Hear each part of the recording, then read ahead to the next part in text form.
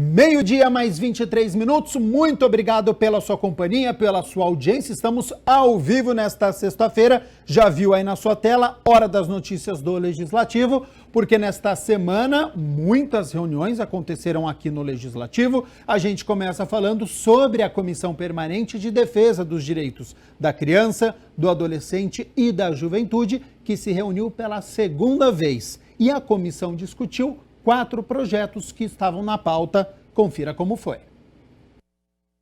Foi realizada a segunda reunião ordinária da Comissão de Defesa dos Direitos da Criança, do Adolescente e da Juventude da Câmara, presidida pelo vereador Felipe Marchesi, com a presença dos parlamentares propositores Débora Palermo e Otto Alejandro. Vamos para o primeiro item da pauta dos projetos, serão 4 projetos. Estaremos votando nesta tarde. E o item 1, discussão e votação do parecer sugerido pelo senhor Marrom Cunha, favorável ao PLO 345/2021, processo número 235-338, de autoria da senhora Paola Miguel, que dispõe sobre a criação do programa Campinas por uma Infância Sem Racismo no município de Campinas e das outras providências. O parecer, então, foi do vereador Marrom Cunha. Eu consulto a vereadora Débora Palermo. Como vota, vereadora? Voto favorável. Quero parabenizar, inclusive, a vereadora Paola Miguel. A Lei de Diretrizes de Base da Educação já torna obrigatório, né, o debate e essa disciplina do combate ao racismo. E trazer isso para o município, né, para a lei municipal, garantindo que esse programa e esse combate aconteça nas nossas escolas é muito importante. Então, eu parabenizo e voto favorável ao projeto de lei. Dos 4 itens discutidos que estavam na pauta, todos tramitam pelo Legislativo. Item 2. Discussão e votação do parecer sugerido pelo senhor Otto Alejandro, favorável ao substitutivo total PLO 294 de 2021 e a emenda de folha 49, processo número 235.009, de autoria da senhora Débora Palermo, que dispõe sobre o treinamento de profissionais para identificar sinais de abuso moral, físico, sexual e exploração sexual infantil e das outras providências. Nós temos aqui a autora do projeto, que também faz parte da comissão. Vereadora, se puder falar um pouquinho para nós desse projeto, acho que seria importante. Sim, esse projeto ele visa capacitar as pessoas, né, todos os profissionais que fazem parte da rede de proteção da criança e do adolescente, quais sejam os professores, os agentes de organização escolar, os monitores, agentes de saúde, assistência, os profissionais da assistência social, para que eles identifiquem sinais de abuso físico, sexual, moral de crianças e adolescentes. Porque a criança ou o adolescente que está sofrendo qualquer tipo de abuso, ele sinaliza com mudanças no comportamento, com algumas falas. Então, a capacitação é de fundamental importância para que a intervenção venha o quanto antes, o atendimento venha o quanto antes para atender essas crianças e tirar dessa situação de violação de direitos. Então, é muito importante a capacitação, o treinamento constante, anual, desses técnicos, desses professores, da rede, toda a rede de proteção da criança e adolescente. Dos 4 itens da pauta, os 4 foram aprovados. Tem alguma coisa que o senhor gostaria de ressaltar? Na verdade, são projetos que são elaborados, né, pelos vereadores. O vereador Luiz Cirilo foi autor de um projeto, a vereadora Paola Miguel, a vereadora Débora Palermo também. Projetos que são tramitados nos gabinetes, passam pelo nosso jurídico para verificar a questão da legalidade do projeto, se ele é constitucional ou não. Então, são projetos que passam, nós encaminhamos, eu como presidente encaminho aos vereadores para poder ser relator do projeto, daquele vereador autor, para poder trazer para a comissão. Então, são projetos para o nosso município, da cidade, da nossa comissão, projetos importantes que, com certeza, agora, esses 4 que foram aprovados serão encaminhados para outras comissões, vai passar também pela Comissão de Legalidade da Casa e depois chegar no plenário, que é soberano, que é a votação do projeto em primeira votação e em segunda votação no plenário na Câmara Municipal. A Comissão de Constituição e Legalidade também se reuniu, só que pela quarta vez neste ano, e discutiu 11 projetos que estavam na pauta. Acompanhe. Foi realizada a quarta reunião ordinária da Comissão de Constituição e Legalidade da Câmara, presidida pelo parlamentar professor Alberto, com a presença dos vereadores propositores Zé Carlos, Mariana Conte, Cecílio Santos e Nelson Osseri. Nós damos início, então, à análise da nossa pauta. O primeiro item é a discussão e votação do parecer sugerido pelo vereador professor Alberto, favorável ao PLO 37/2023, do prefeito municipal, que altera o caput do artigo 3º da Lei nº 16.351, de 29 de dezembro de 2022, que dispõe sobre o orçamento programa do município de Campinas para o exercício de 2023 e autoriza o Poder Executivo a abrir crédito adicional suplementar ao orçamento programa de 2023, Lei número 16.351, de 29 de dezembro de 2022. Em seguida, foi para o debate o parecer sugerido pelo presidente professor Alberto e acompanhado pela comissão, favorável ao projeto de lei ordinária do prefeito que autoriza o Poder Executivo a utilizar recursos orçamentários para aumento de capital para investimentos das Centrais de Abastecimento de Campinas, o CEASA. Eu gostaria apenas de chamar a atenção para um detalhe. Não vislumbram nenhuma inconstitucionalidade ou óbice que possa impedir sua regular tramitação. Esse, então, é o estudo jurídico que fez esse apontamento. Portanto, com 3 votos favoráveis e 2 contrários, está aprovado o parecer favorável. Durante a reunião, foi feita a leitura e resolução dos 11 itens sugeridos. Com tantas pautas importantes discutidas hoje, qual que o senhor gostaria de destacar? Olha, você usou uma palavra muito correta, pautas relevantes para a cidade de Campinas. Mas eu destaco aqui a aprovação do aumento de capital da CEASA. Acho que é importante porque nós temos hoje um entreposto, um porto seco, vamos dizer assim, extremamente relevante para o estado de São Paulo e para o país. Então é importante nós darmos condições para um bom gerenciamento. E hoje o parecer da comissão foi favorável. Claro que ainda será votado pelos demais vereadores em outros momentos, em outras reuniões ordinárias. Além disso, nós temos um projeto que entrou por último. Nós tivemos 11 itens a serem analisados, tivemos 3 projetos que foram solicitados vistas, então o parecer não foi aprovado desses 3 casos específicos, que, aliás, é muito importante essa vista, porque nós temos a oportunidade de fazer um sugestionamento para o autor do projeto, para ele modificar, tentar apresentar um substitutivo total, quem sabe, né, se não ferir nenhum princípio constitucional ou de legalidade, ele possa receber um parecer favorável, porque normalmente o projeto, quando ele recebe um parecer contrário, algum vereador solicita a vista para tentar melhorar esse projeto. Foi o que aconteceu hoje. Mas o 12º item da nossa pauta prevê a aceitação de algum projeto apresentado na hora, mesmo que os demais vereadores não tiveram a oportunidade de analisar. Mas teve um projeto apresentado, foram 2 os projetos apresentados, mas um especificamente, que é que o prefeito pede autorização para a instalação de um novo espaço para o Corpo de Bombeiros. Um projeto extremamente relevante para a cidade.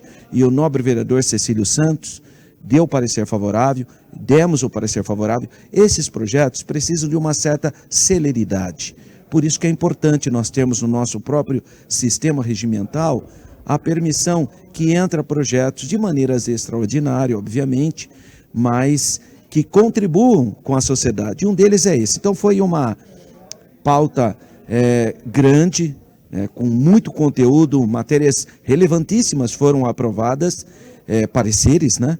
E especificamente eu faço destaque a esses 2 projetos, entre outros, também tão ou quanto importantes também, mas que tiveram pareceres favoráveis e agora ele segue o trâmite, o rito natural, que são as chamadas votações em duas instâncias. A primeira, os vereadores vão analisar de novo a constitucionalidade e a legalidade, e em segundo lugar, o mérito. E a Comissão Permanente para os Assuntos de Segurança Pública, presidida pelo vereador Major Jaime, reuniu ontem diversas autoridades para debater o tema Rede de Proteção às Mulheres. A comissão debateu o tema Rede de Proteção às Mulheres. Essa reunião foi bem diferente. A gente fez uma reunião, que tinha um planejamento. Em menos de uma semana a gente acabou mudando todo o contexto devido a alguns fatos que surgiram, mas foi excelente, Eu saio aqui muito animado e realmente com um sentimento muito positivo. A gente fez um evento, para quem acompanhou desde o início, voltado para as mulheres. Um evento informativo, um evento que na verdade é de despertamento também, mas também para mostrar que existem instituições como a Polícia Militar, a Guarda Municipal, a Polícia Civil e principalmente a Secretaria de Assistência voltada para essa política pública para as mulheres. Então eu fico muito feliz de ter uma repercussão positiva e tudo está acontecendo e que a gente possa melhorar no futuro. Parabenizar pela sensibilidade, viu, Major, de trazer esse tema e essas palestras, essas mulheres maravilhosas aqui, para socializar informações tão ricas para toda a sociedade campineira. Eu acho que a gente só vai conseguir mudar a cultura, a forma da mulher ser respeitada quando a gente conseguir socializar essas informações, quando a gente conseguir que todas as mulheres entendam que elas não estão sozinhas, que elas podem contar com toda uma rede de proteção, de apoio. Entre os convidados, a secretária municipal de Assistência Social, Pessoa com Deficiência e Direitos Humanos de Campinas, Vandecleia Moro, a delegada da Polícia Civil, Maria Helena Joia, a comandante Maria de Lourdes Soares, da Guarda Municipal, e a Major Soraya Jorge Santana. Atingir justiça para as mulheres é um desafio compartilhado no mundo todo. E aqui no Brasil, para superar esse desafio, após uma intensa mobilização de mulheres, especialmente movimentos feministas, em 1985, portanto 37 anos atrás, foi criada na cidade de São Paulo a primeira Delegacia de Defesa da Mulher, ou DDM, que em outros estados pode variar a denominação. No Distrito Federal, por exemplo, as DDMs recebem o nome de DEANS. Mas em que pesem essas diferentes siglas, o que importa é que as DDMs elas foram o primeiro canal aberto com a população no atendimento às mulheres. Como eu havia dito, Major, quero fazer uma referência da importância desse evento que o senhor está trazendo nessa data, por ter convidado um público tão distinto para estar aqui. Nós temos conversado há muito tempo dentro da prefeitura, no ambiente interno, que nós precisamos levar os trabalhos, em especial esses ofertados pela Rede de Proteção à Mulher, levar para fora. A gente diz que muitas vezes a gente fala para dentro e que nós precisamos que esses trabalhos sejam conhecidos pelo máximo possível de pessoas, homens e mulheres, para que nós possamos efetivamente fazer o combate a esses números ainda assustadores da violência contra a mulher. A minha missão aqui hoje é informar um pouco mais sobre o trabalho da Polícia Militar. O trabalho muito importante, pois, via de regra, a Polícia Militar é a primeira que chega na ocorrência. O vereador Major Jaime lembra que há mulheres em posição de comando em diferentes áreas que lidam diretamente com o tema. Ainda segundo o parlamentar, a reunião trouxe a público o que está sendo feito em cada uma dessas esferas e o que ainda pode e deve ser feito para que a rede de proteção às mulheres possa ser cada vez maior e mais efetiva. Hoje tivemos o exemplo disso, Todas elas, em uma condição de autoridade, realmente fazendo aquilo que é importante para a nossa sociedade, que é, no caso da segurança pública, fazendo a segurança pública de todos. Mas nesse caso em particular que a gente demonstrou aqui, foi hoje demonstrando que a segurança pública também está sensível e também quer ajudar as mulheres. A endocardite bacteriana é uma doença que afeta as estruturas do coração.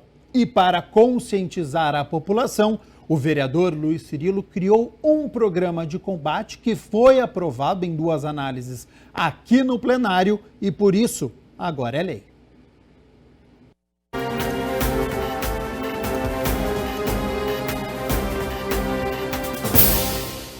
Agora é lei. A proposta do vereador Luiz Cirilo, sancionada em 16 de março e publicada no Diário Oficial do dia 17/3, instituiu o programa de combate à endocardite bacteriana nos hospitais e clínicas municipais de Campinas. E a Prefeitura, o Poder Público, tem esse papel, através de seminários, palestras, conscientizar a população que é possível minimizar o problema. A endocardite é uma doença séria, que pode levar até o evento morte, mas quando isso não ocorre, pode trazer sequelas na saúde que vai debilitar a pessoa, às vezes em caráter permanente. Então, diagnosticado a tempo, feito o tratamento correto, seguindo as orientações médicas, isso pode ser evitado. E quando, no mínimo, minimizado. Então, diante dessa situação, o projeto contempla isso, fazer com que profissionais da saúde orientem os munícipes da importância de se cuidar para que não ocorra a endocardite. A endocardite bacteriana acontece quando uma bactéria contamina e infecciona as estruturas internas do coração. Segundo o parlamentar, muitas pessoas não conhecem a doença e nem como ela pode surgir. É uma doença que afeta diretamente o coração, é um tratamento que se faz principalmente através da boca, ou seja, uma infecção no dente, uma infecção na gengiva pode causar endocardite. A maioria da população não sabe, às vezes ela vê uma gengiva inflamada, um dente cariado, claro que tem a consequência dentária, mas isso pode desencadear outros problemas, entre os quais um problema no coração desencadeado pela endocardite. Na lei ficou estabelecida a realização de palestras e seminários sobre os cuidados preventivos, causas e consequências da doença na saúde, os cuidados alimentares na hora do tratamento e, é claro, a promoção da participação da população nessas ações que serão promovidas por profissionais qualificados. O programa tem que realmente ter o caráter pedagógico, de conscientização, através de palestras, oficinas, como eu havia dito, e fazendo com que a população fique esclarecida. A população, quando ela tem conhecimento de um tema, ela acaba se precavendo, tomando os cuidados. O que nós não podemos fazer é se fechar dentro de uma redoma, achar que a população sabe, porque a população tem seus afazeres, seus compromissos, sua vida familiar, social, de trabalho, e cabe ao Poder Público fazer a ampla divulgação, e o projeto contempla exatamente isso.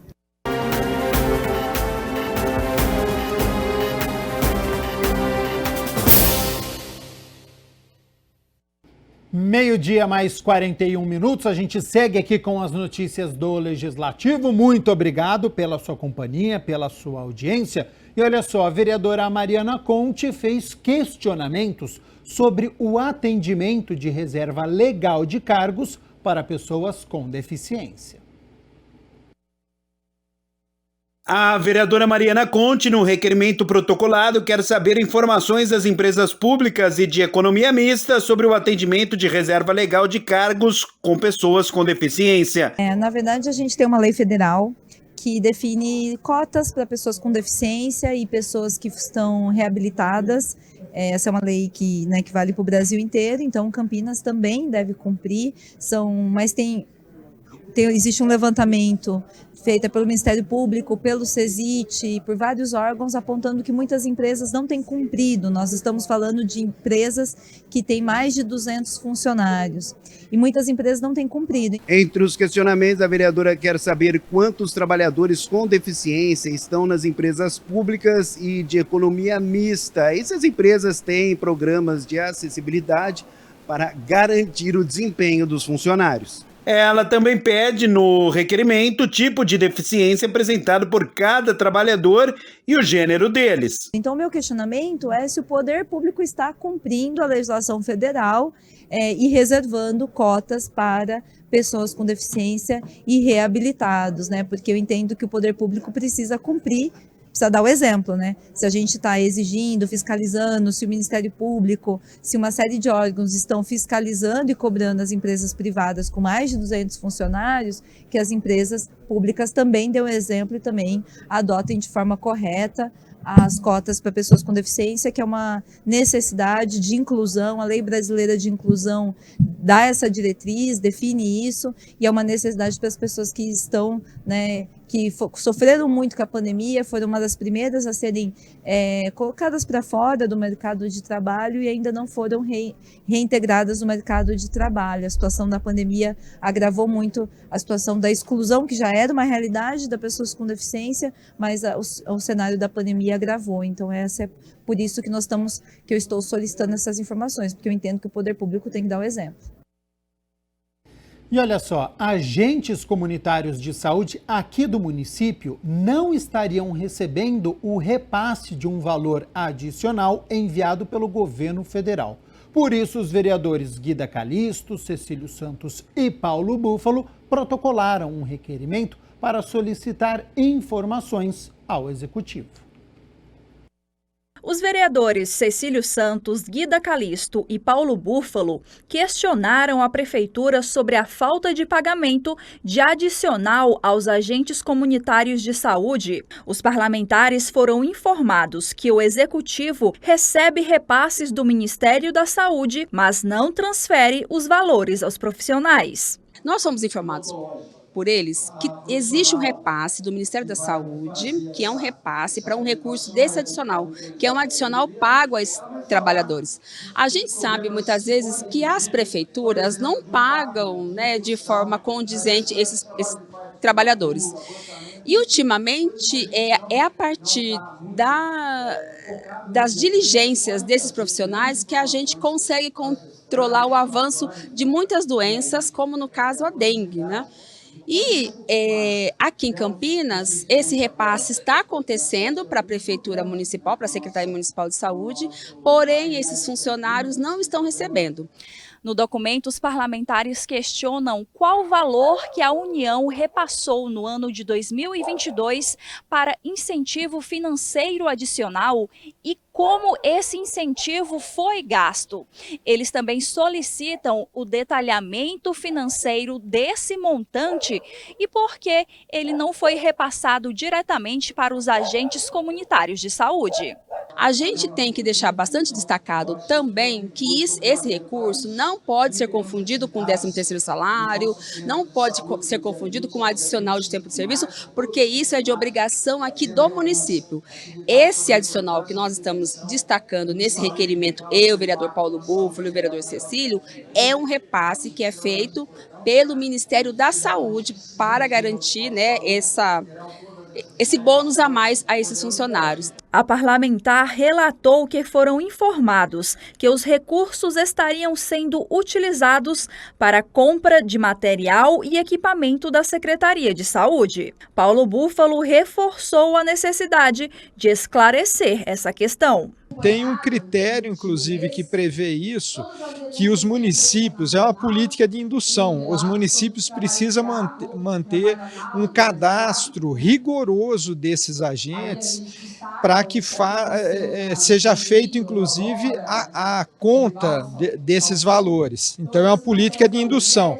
Por isso, não dá para aceitar uma interpretação de que esses valores sejam repassados em forma de, por exemplo, EPIs, né, que são equipamentos de prevenção individuais, né? Porque é o seguinte, os EPIs, eles já são obrigação do patronato, né, seja público ou privado, para os seus trabalhadores e não pode ser confundido com essa forma de repasse. O vereador Cecílio Santos ressaltou a importância desses profissionais para a saúde do município. É um reconhecimento, é um direito deles e até porque eles prestam um serviço muito importante na cidade. Os agentes comunitários de saúde, eles conhecem o território, eles cadastram as famílias e fazem essa interlocução direta com a população. Isso é muito importante, assim também como os agentes de controle ambiental, né?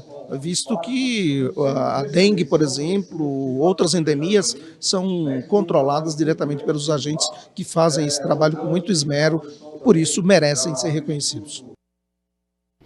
Ainda sobre o trabalho dos parlamentares, o vereador Paulo Búfalo fez uma indicação ao Executivo para a construção de uma estrutura de contenção da erosão nas margens do córrego Pissarrão. A comunidade do Jardim Garcia tem um espaço importante de esporte e lazer na margem do córrego, só que está muito preocupada com o aumento do volume das chuvas, consequentemente com a erosão frequente das barrancas. Por isso, o vereador Paulo Búfalo indica a construção de uma estrutura para a contenção da erosão das barrancas aqui do córrego Pissarrão. Na verdade, a agilidade ali é fundamental. Nós sabemos das dificuldades, mas no mínimo a indicação colocou isso na pauta da prefeitura. Que fica exatamente no trecho entre a continuidade da rua Albuquerque Lins e a ponte da rua Agenor Topinel. As barrancas ali são de terra, né? E quando elas estão, sobretudo, sem cobertura e com o aumento da chuvarada, essas barrancas começaram a serem consumidas ali pela erosão, né, dessas águas. Aí os moradores, preocupados com isso, nos solicitaram para recomendar, fazer a indicação, nesse caso, para a prefeitura, para que essa proteção de pedra se estenda ali até a via Agenor Topinel, o que vai garantir, né, a sustentação dessas margens, porque trata-se de uma área onde a população tem um espaço de lazer e esporte importante para aquela comunidade. Então nós fizemos a indicação ao prefeito. Vamos de novidade agora? A Câmara Municipal de Campinas lança a partir de hoje o Gibi Educativo, que ensina de maneira lúdica os principais conceitos envolvendo o funcionamento do Poder Legislativo Municipal. Conheça este novo projeto. Quem nunca leu um gibi na infância? Para muitos foi o início do processo de alfabetização. Para outros, uma ótima maneira de trabalhar a imaginação, o mundo lúdico. As histórias escritas em revistas, jornais, têm origem no século XIX. Com o passar do tempo, elas receberam cada vez mais destaques e visibilidade. Então imagina um gibi, contando as funções de um vereador, como as leis são criadas, o caminho de um projeto de lei na Câmara. Pois a partir de agora, o Gibi da Câmara foi lançado, um projeto realizado entre muitos setores do Legislativo. Era um projeto que já estava no planejamento de nós aqui da Coordenadoria de Comunicação Social, mas ele teve o start por meio de uma colaboradora da revisão, a Mariana, que teve ideia de criar um passatempo. Esse projeto chegou para nós da comunicação e a gente acabou juntando uma ideia na outra e transformando nesse gibi, que tem o passatempo, ele é interativo, e acabou juntando um projeto no outro. Historiadores para nos ajudar com a parte de história, né, do gibi, da casa, da Câmara, a parte de conteúdo mais técnico, setores técnicos da casa nos ajudaram.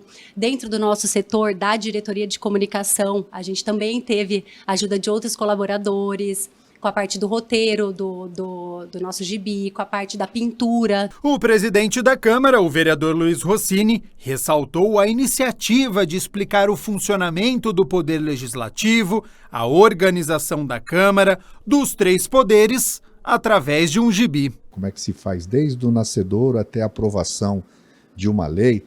Eu acho que isso é fundamental porque torna mais acessível a função do Poder Legislativo, né? Para que as pessoas possam compreender melhor qual é a missão do vereador e a importância do Poder Legislativo para a cidade, para a democracia, inclusive. O gibi é apresentado pela Fênix Legis, um mascote criado para este projeto. E quem desenvolveu e realizou todos os desenhos foi a Renata Junqueira. A gente já tinha imaginado que seria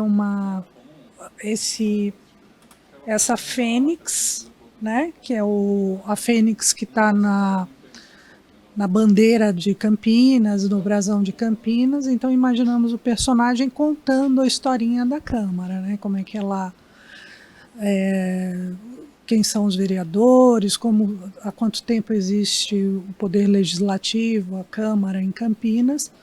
E aí foi surgindo a historinha, né? Mas foi um projeto do grupo, né? De um grupo. Inclusive a origem, né, da palavra fênix, o termo, é colocado no gibizinho também para as pessoas entenderem porque no brasão, né, de Campinas e na bandeira de Campinas tem a figura da fênix, né, que mostra aquele momento que a cidade sofreu com 2 epidemias, né, de febre amarela, que dizimou quase 2/3 da população à época, e a cidade renasceu, né, com vigor e se transformou na potência que é. Então esse símbolo mostra essa característica da nossa cidade. Aí explica um pouco o que é a fênix, e a fênix legis no sentido de associar ao Poder Legislativo. O gibi conta com jogos, passatempos para diversão e também muitas informações sobre a Câmara Municipal de Campinas. Há muito tempo já se sabe como essa ferramenta funciona bem.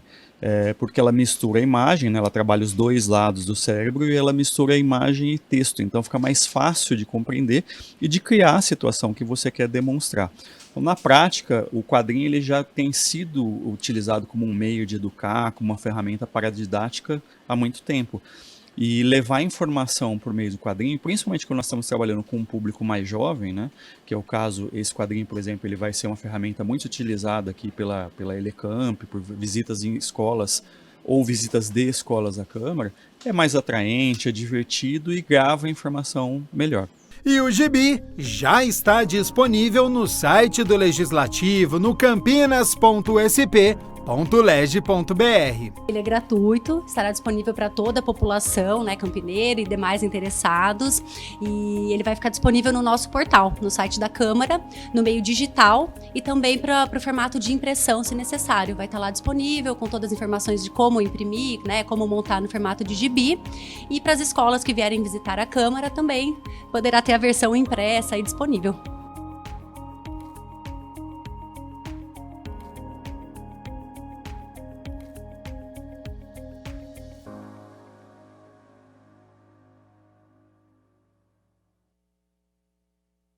Então você já sabe, né? Conheça mais sobre o Legislativo, entre no site www.campinas.sp.leg.br, você vai até a aba ali dentro de comunicação no gibi da Câmara e fique muito bem informado, porque é importante, né? Fundamental para a nossa democracia. Então você faz parte, você como sociedade, como cidadão, é importante saber como é que funciona aqui o Poder Legislativo e os 3 poderes. A gente segue ainda, viu, com as notícias do Legislativo, agora com a vereadora Paola Miguel, que vai presidir a Frente Parlamentar pela Cannabis Medicinal e Cânhamo Industrial. A vereadora abordou o objetivo da iniciativa. É fundamental a gente juntar o legislativo junto com a sociedade civil, até para a gente conseguir expandir o nosso olhar quando a gente fala da cannabis medicinal. A gente sabe que, por exemplo, hoje tem farmácia de manipulação, né, fazendo aquisição de liminar, não só como inicialmente a gente pensava que era somente as famílias, né, os pacientes, as mães. A gente sabe também que o cânhamo industrial tem sido muito utilizado, inclusive até uma substituição ao algodão, né? O STF puxou para si essa questão.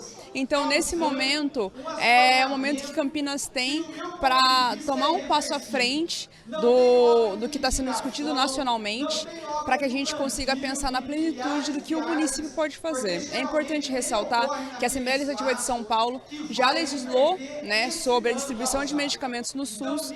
Alguns municípios, como Salvador, também já legislaram, outras assembleias legislativas, como a de Sergipe, também está legislando sobre isso. Então a gente precisa discutir como que a gente também pode aproveitar desse potencial econômico que a cannabis medicinal e o cânhamo industrial pode trazer para o nosso município. Meio-dia mais 58 minutos, notícia que acaba de ser divulgada pelo Executivo, hein? A Lagoa do Taquaral vai ser reaberta neste sábado, dia 25 de março. Começa às 6 horas da manhã, fica aberta então até às 9 horas da noite. De acordo com a Prefeitura, com toda a segurança, após terem sido sanados todos os riscos de queda de árvores ou galhos. Em nota, o Executivo diz que todos os equipamentos e a maioria dos espaços estão liberados para uso da população, incluindo os pedalinhos, a visitação na caravela, as quadras poliesportivas, a área do cartódromo, o parcão e a academia da terceira idade. Apenas o bondinho ainda não vai funcionar porque ele está em manutenção. E segundo o secretário de Serviços Públicos, o Ernesto Paulela, a pista de caminhada pode ser utilizada desde o portão 1 até o Lago dos Patos. O Parque Ecológico Monsenhor Emílio José Salim deve ser reaberto no próximo dia 30 de março.